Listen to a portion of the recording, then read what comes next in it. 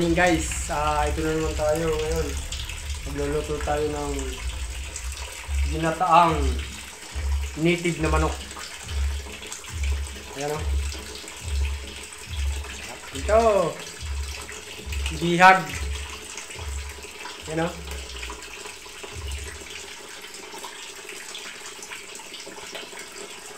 Ito yung sahog niya guys. So, kamatis, sibuyas, bawang at luya. Saka yung gata, yung niyog, kinayod na niyog, may dugo ng manok. Ayan. Una, chap-chapin natin tong manok. Pang ginataan. Ha? Ginataan manok. Tsaka ito, gagatay natin to. Unang gata, yun yung nilalagay pag huling, pag yung malapit na maluto, saka ito nilalagay yung gata. Niyog na may dugo ng manok. Ayan. Ano tayo? Magluluto naman tayo ng masarap na ulam. Woo! Ayan. Guys, chap-chapin muna natin yan.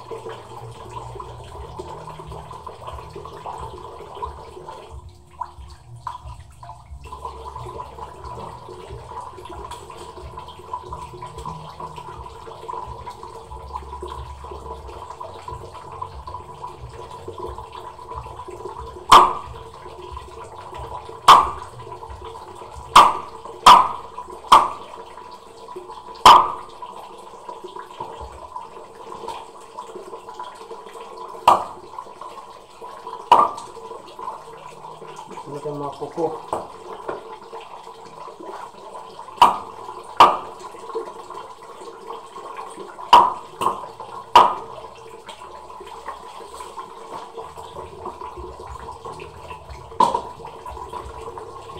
Tabak.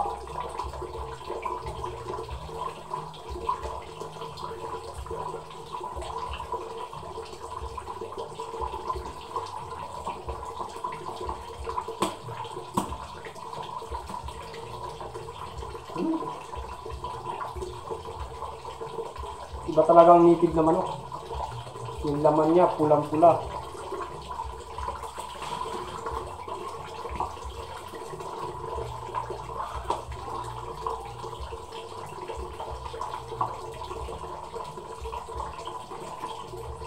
Sana lagi tayong swerte, may bihag.